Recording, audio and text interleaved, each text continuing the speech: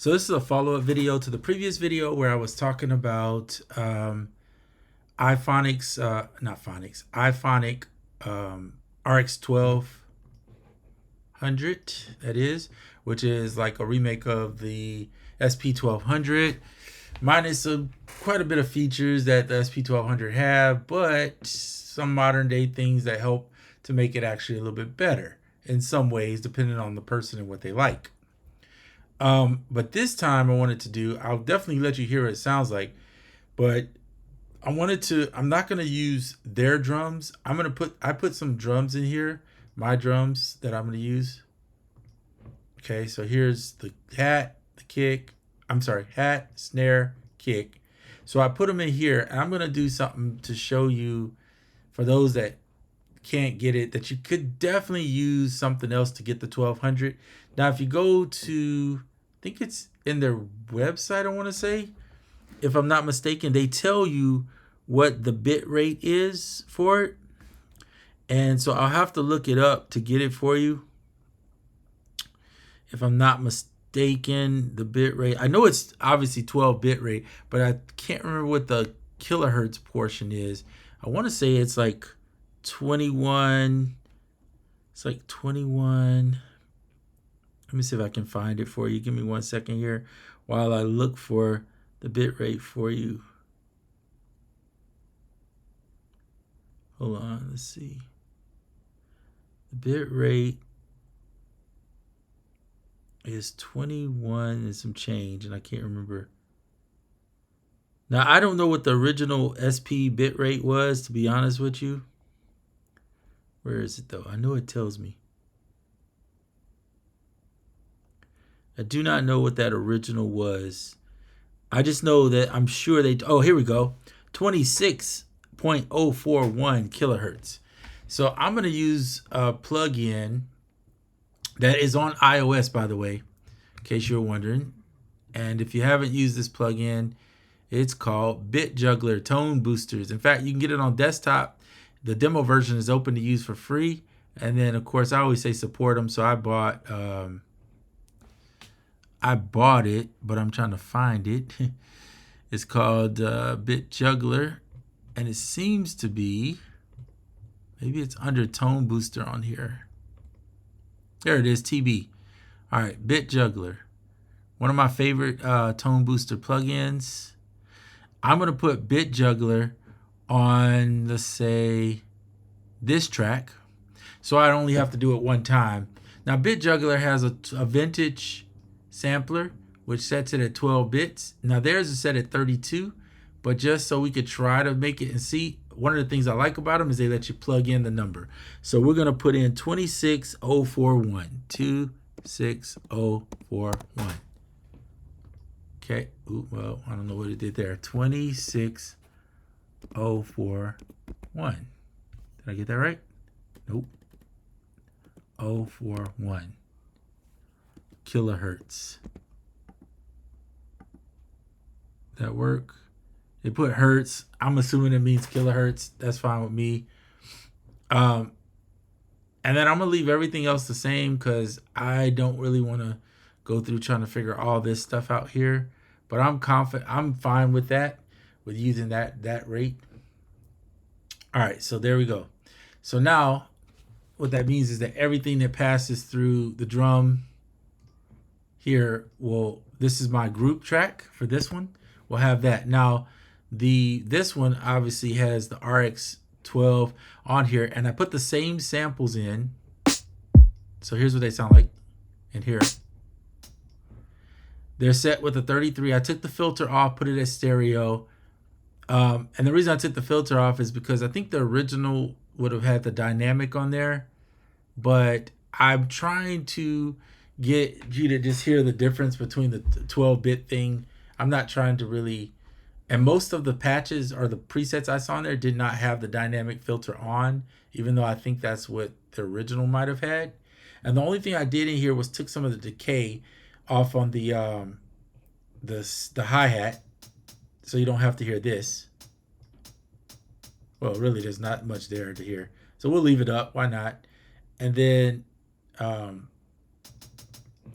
let's see. We'll leave it up there, but I got to go down here and do it here. So that way you have it on both. All right, so what I'm going to do is I'm going to take this and just copy it, put it on the snare track, then copy it over here to this track. So that way it'll know where the trigger is. All right, cool. So now we have that. The mix, I changed the mixes. That's just volume. It's not a big deal. I didn't change any of the tunes though, so they're all the same. And there's nothing really else different. The gain is the same, no fine tune. The speed is the normal speed that it would be. The velocity response thing is just the velocity variation, which you would have that on this down here. So if I clicked on, oh, sorry about that. Okay, so this is the 12-bit here, right, passing through there. I'm gonna take the 12-bit just to do it the same so it doesn't change. I'm actually gonna put it on each one. Copy it, and I'm gonna put one here, and then I'm just gonna paste one here.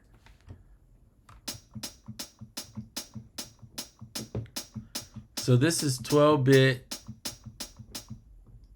and the options are linear. I'm gonna leave that alone,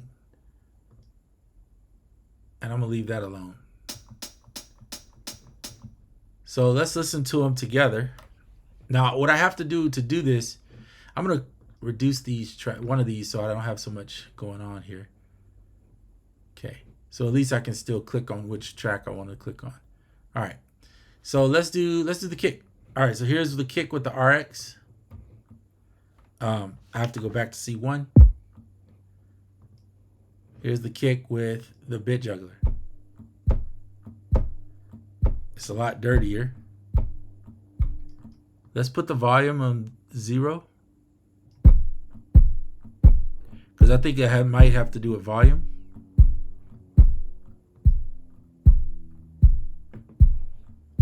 Okay, now let's listen up here.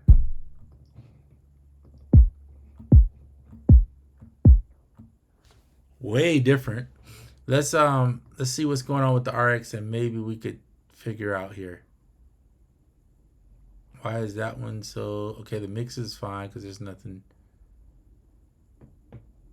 So something in here. Let's try this on mono. Nope. So let's try it back in stereo. Filter it.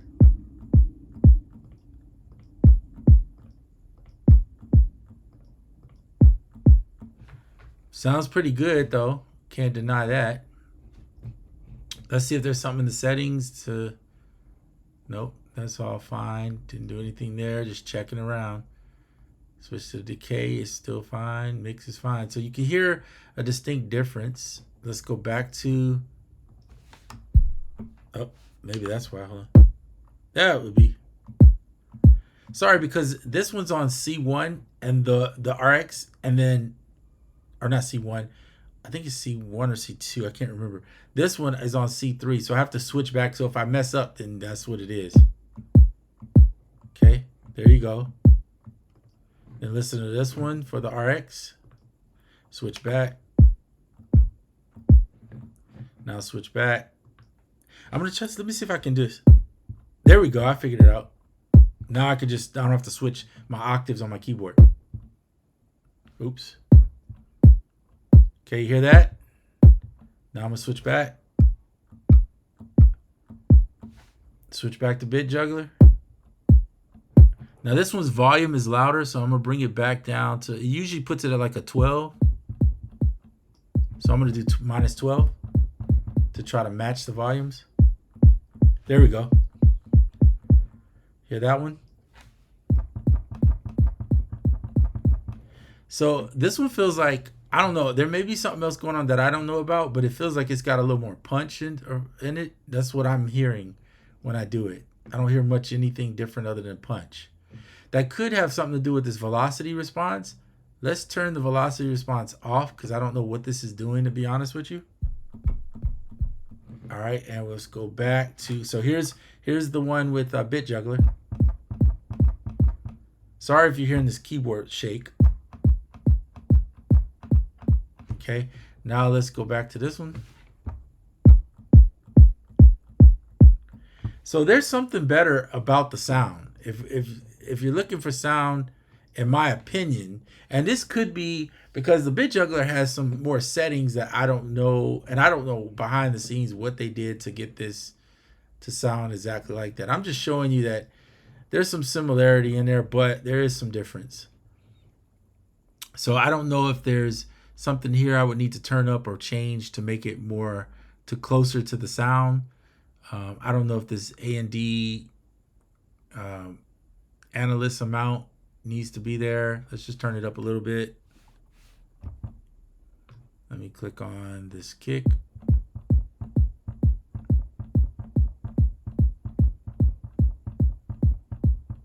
There's some character I hear in my, maybe I'm wrong, but I hear character in the sound, like some type of, I like it with the 50% there. I don't know what it's doing, but it sounds a little bit better. Let's go back to this one. This thing is punching harder though, without a doubt. And it's the same kick. So it's just, to me, I think it's punching a lot harder than this one. That could be volume. Let's go back up to, because I remember when I changed the volume, it was different. So let's just put it back at 0. I don't know why it won't go to 0. All right, 0. Guess I have to.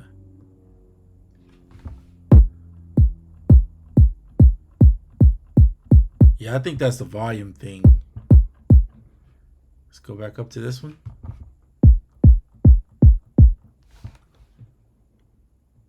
Back to this one. Honestly, I think it's just volume. That's probably the reason. And there could be some other little nuance I'm missing, but tell me what you think in the comments. What you think. And again, nothing is right or wrong here. It's just we're just listening to the difference in the sound. So let's do the snare. I don't think I did anything decay. I did turn it down in the mix a little bit because it seemed like it was really loud. But it could be I need to drop the master volume here. I didn't even think about that. I still got this master volume at 0.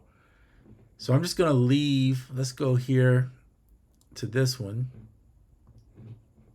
I'm sorry, this one. And let's turn the volume up to 0. Okay. That way we get the same. I didn't even think about that. I forget they sometimes, like, I think Logic does this too, where it turns it down or something, the sample down a little bit.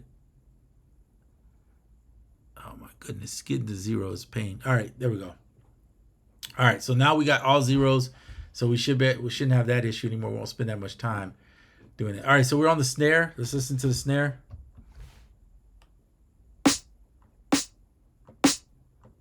That's the RX1200. Now let's look. All right, so that was the RX1200. Now here's just Ableton using it with the BitJuggler. Holy. Wow, that's loud. Now I did not turn up this one, so let's do that because I think I had it at 50%. Let's just do that. Interesting. It's very loud though. So I'm going to turn that down. I'm going to turn it down to like 3. Close to 3. I don't want to fight with it. Just because I feel like the volume is so loud, it's ridiculous. All right. Oh, you know what? I keep forgetting this. I did adjust the volume in here. I put it at 82%. So we do need to change the volume on the snare because I did turn it down. So let's just go 6. Because I don't know what 82% is on Ableton. I have no clue. I'm trying to get close to 6. All right, we'll just go there. All right, Ableton snare. All right, let's go back up to this one. I still feel like Ableton's snare is just louder. So let's adjust the volume. We'll put it closer to 9. I'm going down in decibels of 3 just to see if that makes a difference. All right, let's go back. Okay, now go to snare up here. back down to this one. It's very close in my opinion. I mean, there's some character here in the RX1200. I don't get it. I don't know, but it's there. I'm going to leave the I'm going to adjust the volume here for this hat back down to 12 because I know for a fact I usually don't play hats that loud, and I'm pretty sure in the mix, yeah, I turned this thing down to 32%. So we may have to even go a little bit less. Let's listen to the RX1200.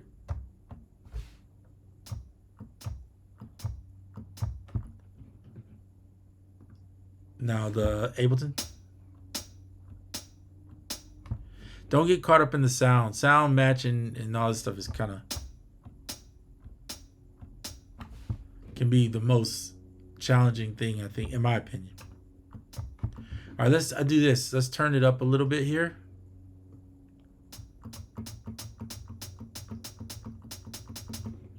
All right, 60%, good.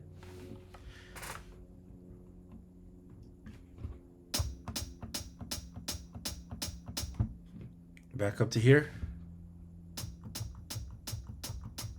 I can't hear much of a difference, to be honest.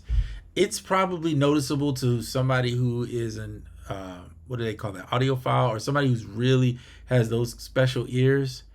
But I think the average person is not going to hear much of it. And I didn't even put this on. Let's turn this one on. I'm only turning this on to see if it helps with the some of the artifacts coming out of it. Let's see. Go back down to here.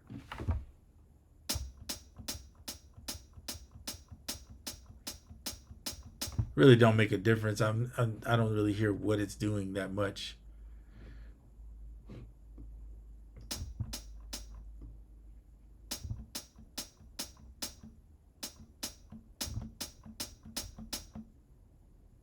Okay, so there you have it. That's my video for right now. I can't really say that it's drastically different enough to where you couldn't use something else if you dialed in those settings to say that it's, you know, like, I mean, if you like, these drums are already colored anyway prior to coming in, so it's not like they're not, they don't have character already. So that's my video. Here, I'll run one more time through the ones on Ableton.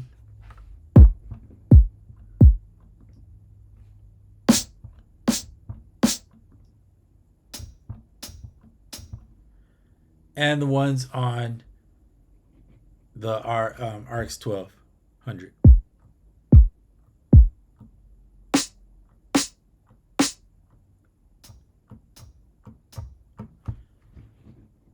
So volume, yes, that's going to sound a little bit different. I noticed that even when I adjust in Ableton, if I adjust the kick to where I like the volume better, obviously it's going to sound better to my ears if I like it, right? But I don't really, the 12-bit, I think, in my opinion, if you sample something and set it and use like a 12-bit device, something good though, don't get like, if you try to use one that's cheap, it might sound really bad if the person didn't really put some effort into it. But I feel like BitJuggler is one of the best at it. And it's super affordable on iOS and it's on desktop. I don't know, just my opinion. Now, the other options that are out there is Air Flavor Pro. I like with the MPC stuff. I'll put it on this one. I'm not going to say this is better. It's all preference and whatever you like. But with this one, vintage drums, I think you would have to either start and do it yourself. You could do drums on vinyl. They don't really have, I don't think they have a 1200. Yeah, they do. Where is that thing? Yeah, the SP1200. There you go. So they put distortion, a little digital, a little vinyl reverb on there. The distortion is right there. So let's just see. Let's take off. I turned off. This is just for the kick though. This is using, I hear the digital artifact in there. Or maybe that's the distortion. Or maybe that's just the sound in the kick. Either way, The intensity's on 100 for that. Now I'm just going to turn it off and turn back on this one. So what I find is ToneBooster is more subtle in the change than most of the other stuff I've used. The RX is pretty subtle too. I don't think you can go wrong with either one. If you want that 12-bit in there, if you like it. Anyway, just wanted to try that. I was doing this more for myself, but I think anybody that listens might have their opinions on things too. You need to watch the whole video though, because you see I make mistakes and I'm not editing videos to show you. I wanted you to see the mistakes. We all make mistakes, so I don't want to give you something that's false. But if you think of something else that might enhance it, I don't know, just let me know in the comments. I'm interested in knowing what people think. This isn't a video about right or wrong. This is a video about what you like. And I like both of them. I really don't have a preference. It just depends on what you want to do with your sounds. So there you have it. I'm out.